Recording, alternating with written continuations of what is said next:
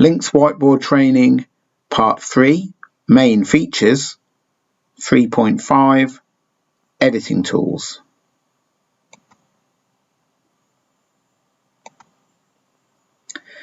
The editing tools can be accessed from the main menu here at the bottom, and they all live inside this paint pot icon. Inside you'll see there are 3 main editing tool areas. The first one is the fill tool. When we click on it, it reveals the colour options for the fill tool. The first one is the colour palette with the basic colours that we can pick. So if I select one, I can then click on a shape, or I can click on the background.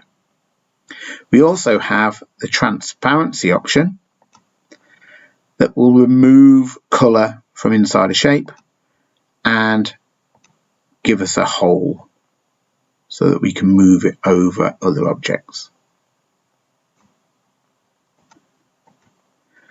We also have the colour wheel, so we can make more bespoke choices on the colour options that we might use.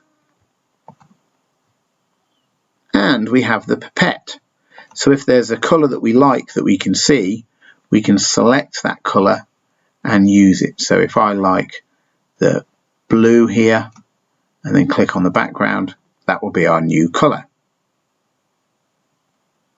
Next to the fill tool, we have the block highlighter. This defaults to yellow, so when we use it, we can drag a yellow rectangle across our text or any other objects on the screen. It's neater than using the highlighter pen. In the options for it, we can select different colours. So, for example, I can colour code each of the paragraphs in this text so that the students learn about the purpose of the differently coloured paragraphs. Also, if you have students that may be dyslexic or they read better under a certain colour filter, you can add those using the block highlighter. If the text is a little bit too cloudy, it's not clear enough, in the floating toolbar we can come to this visibility toggle and we can use the slider to make it a little bit more transparent.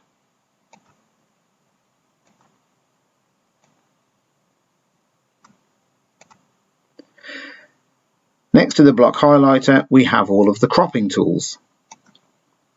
The first one is grab rectangle. So with this, I can drag this over some text and it will make an instant copy of whatever it is that I've grabbed. I can then move this around, use it wherever. I can even go to the thumbnails viewer, and just as with any item, I can drag it over to another page and drop it on. If I don't want this one anymore, I can drag it to the bin to get rid of it. Let me just undo that, because there are other ways of doing it as well. I can also come to the 3 dots menu and I can delete it, or I can even cut it to paste it somewhere else later on. The next option is the grab freehand. So with this, we can be more accurate in what it is that we want to grab. So let's say I want the address here. I can make an instant copy. The next tool is the shape split.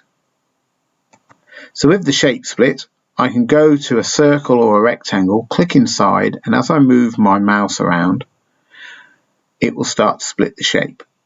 When I let go, the shape is split and we can move the pieces around and do things to them individually.